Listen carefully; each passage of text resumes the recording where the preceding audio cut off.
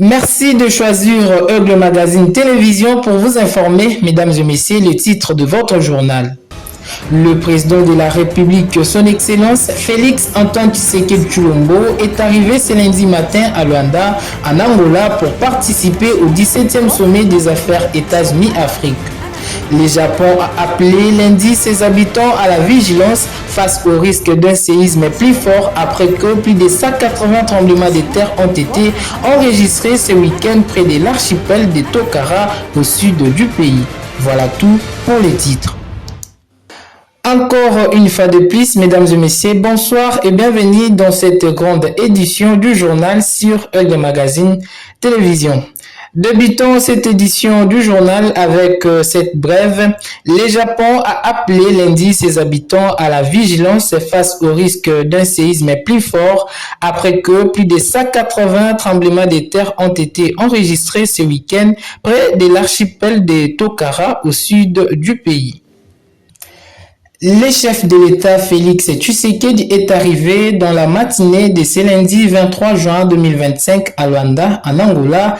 Il va participer au 17e sommet des affaires États-Unis-Afrique organisé par le Corporate Council in Africa. Ces sommets de Luanda réunit plus de 1500 délégués, dont des chefs d'État, des chefs de gouvernement et de ministres africains, de hauts fonctionnaires du gouvernement américain, ainsi que les dirigeants d'entreprises américains et africains. Les détails avec Enoch Kalonji. Le voie de la prospérité, une vision commune du partenariat entre les États-Unis et l'Afrique, tel est le thème principal de ce rendez-vous d'affaires qui aura lieu à la baie de Luanda dans la côte de l'Atlantique. Le projet du corridor de Lobito sera au cœur des échanges entre les dirigeants africains et américains. Au cours de ces USA Afrique Business Summit, le président de la République Félix Tshisekedi fera un exposé dans un panel spécifique sur le corridor de Lobito, un projet soutenu par le gouvernement américain. Bien plus qu'un simple projet d'infrastructure, le corridor de Lobito représente le fondement d'un partenariat stratégique et souverain entre l'Angola, la Zambie et la République démocratique du Congo. Ce partenariat est renforcé par le soutien de partenaires internationaux majeurs comme les États-Unis via le partenariat pour les infrastructures mondiales. À Luanda, le chef de l'État aura une série de rencontres bilatérales avec notamment ses homologues et les conseillers principaux du président Donald Trump pour l'Afrique, Massad Boulos. Poursuivons cette édition du journal avec cette information. Après 3 mois de consultations au pays et à l'étranger à leur propre initiative, les chefs religieux des églises catholiques et protestantes ont rencontré les samedis à la Cité de l'Union africaine le président de la République Félix Tshisekedi pour lui présenter en premier les résultats de leur travail. Regardez. Pour la deuxième fois en l'espace de 4 mois, les responsables religieux catholiques et protestants sont venus à la rencontre du chef de l'État Félix Antoine Tshisekedi Tshilombo, cette fois-ci pour lui présenter le rapport d'information relatif aux consultations menées à leur propre initiative auprès des différentes parties impliquées dans la résolution de la crise qui sévit dans l'est du pays. Comme le 3 février dernier, c'est suite à sa demande que la délégation conjointe SENCO-ECC, conduite cette fois-ci par Monseigneur Donatien Cholet, secrétaire général de la SENCO, a souhaité partager les conclusions de sa tournée aux garants de la nation.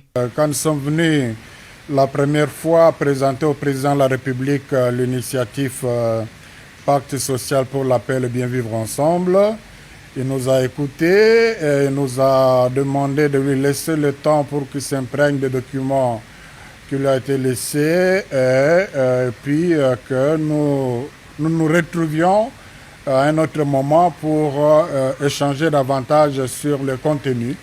C'est ce qui a été fait aujourd'hui et il a pris le temps de nous écouter. Nous l'avons aussi écouté, mais le plus important, c'est qu'il a mis en place une équipe qui va continuer à travailler avec nous pour approfondir la mise en œuvre de cette initiative. La réunion a tourné autour de 2 points. Le premier, c'est le rapport d'information de notre phase de consultation qui avait été menée. Nous avons évalué ensemble les points forts et les points faibles Et le deuxième point, c'est que il a décidé de mettre en place une équipe qui va travailler avec nous pour voir ce que seront les prochaines. D'une rubrique à une autre, le Conseil national pour le suivi de l'accord de la Saint-Sylvestre a chargé son président Joseph Olenga-Nkoyi afin d'établir les contacts entre les chefs de l'État Félix Tshisekedi et son prédécesseur Joseph Kabila dans un communiqué rendu public les week-ends derniers. Des commentaires avec Jean-Cy Mazunda. Le Conseil national pour le suivi de l'accord de la Saint-Sylvestre, CENSA, a chargé son président, M. Joseph Olenga-Nkoyi, d'engager toute démarche en vue de faciliter la réunion de conditions qui favorisent la réalisation du dialogue, en particulier l'établissement des contacts entre le président de la République et son prédécesseur, ainsi que les rapprochements avec tous les acteurs politiques et de la société civile, tant à l'intérieur du pays qu'en exil. Pour sauver notre mère patrie, peut-on lire dans les 10 communiqués. Cette désignation intervient au moment où les gouvernements congolais continuent à intensifier les démarches pour la paix dans la partie orientale. Un accord avec le Rwanda sera signé dans les prochains jours. Malgré les avancées notamment enregistrées, la rébellion AFC M23 occupe illégalement plusieurs espaces du territoire national RD congolais. Ces documents bénéficieraient notamment du soutien de l'ex-président de la République Joseph Kabila Kabange. Parlons sécurité dans cette édition du journal. Les pourparlers de paix entre les groupes armés de l'Ituri ont débuté ce lundi 23 juin 2025 dans la localité d'Aro, à plus de 300 km au nord de Bunia. Organisées par les autorités provinciales avec l'appui de la MONUSCO, ces discussions visent à obtenir une cessation des hostilités, à restaurer l'autorité de l'État et à permettre le retour de milliers de personnes déplacés dans leur village. Les précisions dans cet élément. Organisées par les autorités provinciales avec l'appui de la MONUSCO, ces discussions visent à obtenir une cessation des hostilités, à restaurer l'autorité de l'État et à permettre le retour de milliers de personnes déplacées dans leur village.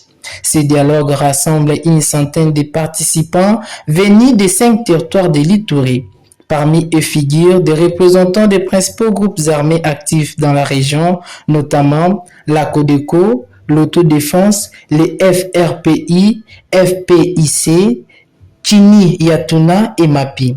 À leur côté, des chefs coutumiers, des leaders communautaires, des associations féminines, des jeunes, ainsi que des députés nationaux et provinciaux participent également à ces discussions. Pendant 5 jours, les participants échangeront sur des thématiques telles que le retour de la paix, la sécurité et la cohésion sociale. Ils évalueront également les avancées et les défis liés aux résolutions adoptées lors du précédent dialogue de paix tenu du 26 mai au 3 juin 2023.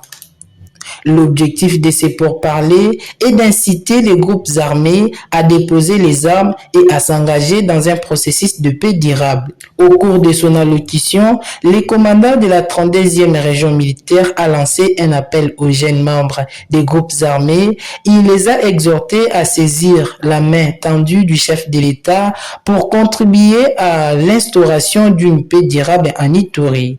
Pour sa part, la MONUSCO a réitéré son engagement à soutenir ce processus de paix qui ambitionne de créer les conditions de sécurité qui permettent aux déplacés de revenir dans leur village. Nous allons faire le point dans cette édition du journal sur l'évolution des travaux de rocade de Kinshasa, lancés officiellement par le président de la République Félix Tshisekedi le 22 juin 2024. Les travaux de construction de rocade de Kinshasa à partir de Mitendi pour une durée de 3 ans. 73 km de route étaient concernés par cet ambitieux projet routier qui vise à fluidifier la circulation routière dans la capitale grâce à un financement obtenu du programme sino-congolais. Ce 22 juin 2025, cela fait donc une année que ce projet vit. Suivez.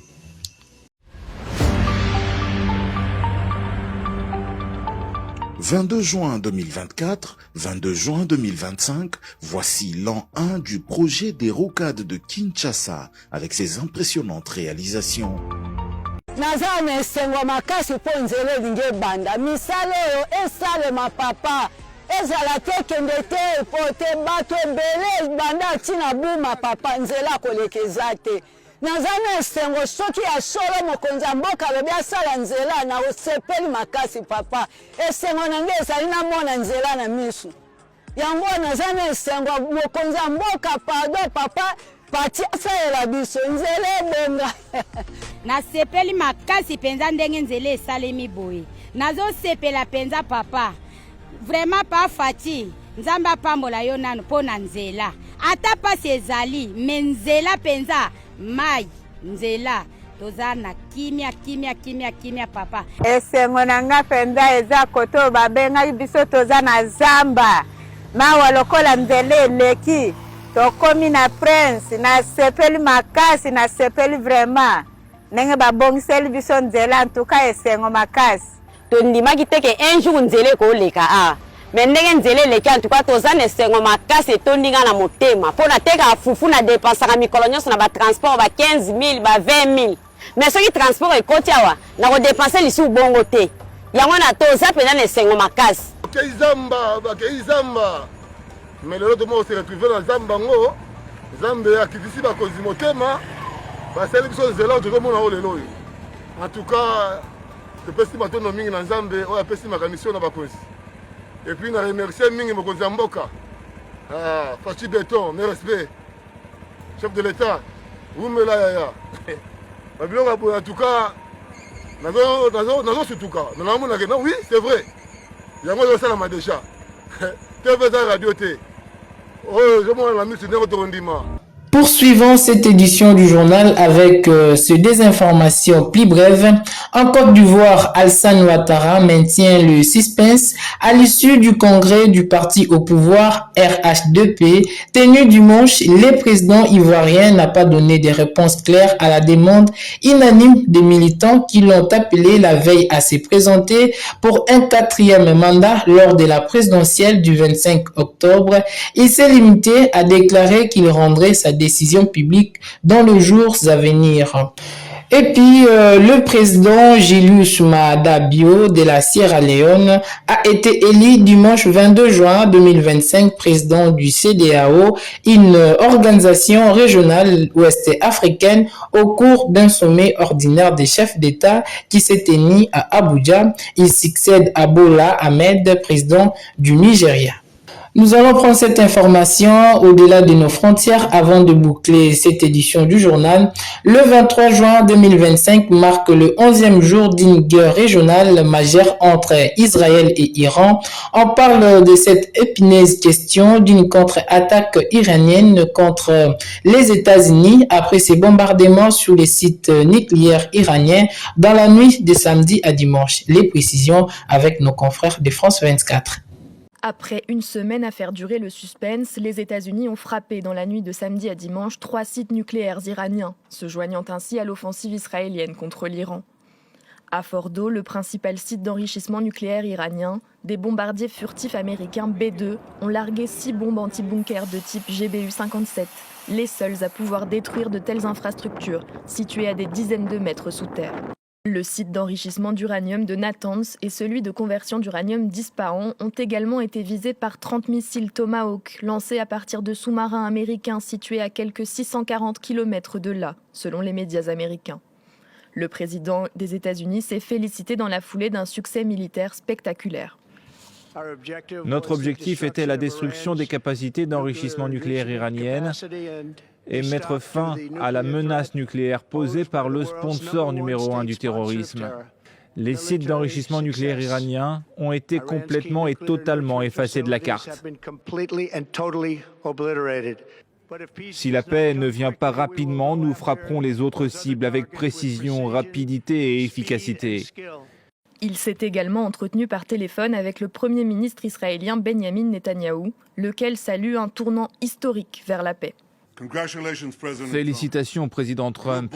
Votre décision courageuse de cibler les sites nucléaires iraniens grâce à l'incroyable puissance des États-Unis va changer l'histoire. Le Président Trump et moi disons souvent la paix par la force. D'abord vient la force, puis la paix. Les Nations Unies ont de leur côté dénoncé une dangereuse escalade et appelé à éviter l'entrée dans une spirale de chaos. Les troupes américaines au Moyen-Orient seront-elles les prochaines cibles de l'Iran? Les frappes des États-Unis peuvent-elles mettre le feu à toute la région? En représailles, le régime des Mollahs pourrait choisir de frapper les 40 000 soldats américains présents sur la zone, regroupés dans des dizaines de bases. Avec ses missiles balistiques, courts et moyenne portée, Téhéran aurait la capacité de viser quasiment toutes les infrastructures américaines. C'est ce qu'avait fait le régime en 2020, suite à l'assassinat par les États-Unis du général Soleimani. Des installations américaines en Irak avaient été durement touchées par des tirs de missiles. Aujourd'hui, plusieurs bases françaises se trouvent aussi dans la région. Les Iraniens pourraient répondre de manière très importante et douloureuse pour les Américains. Mais ça ne veut pas dire une escalade globale. Les deux parties veulent éviter cela. Des frappes par des alliés de l'Iran sont-elles aussi possibles? Le Hezbollah au Liban et le Hamas à Gaza ont été très affaiblis par Israël. Le nouveau régime syrien, lui, semble se positionner en simple observateur.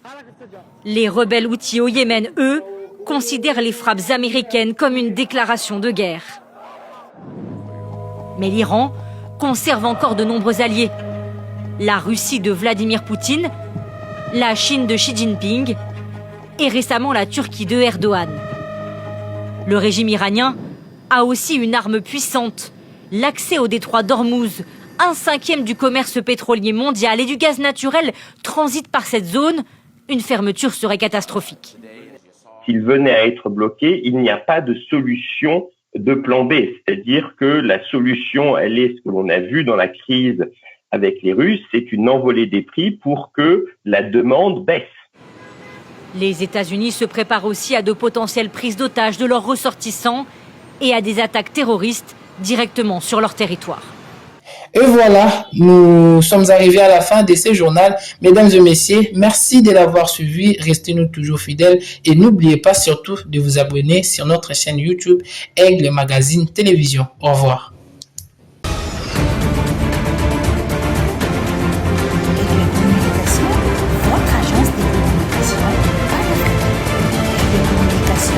Votre agence de communication panafricaine.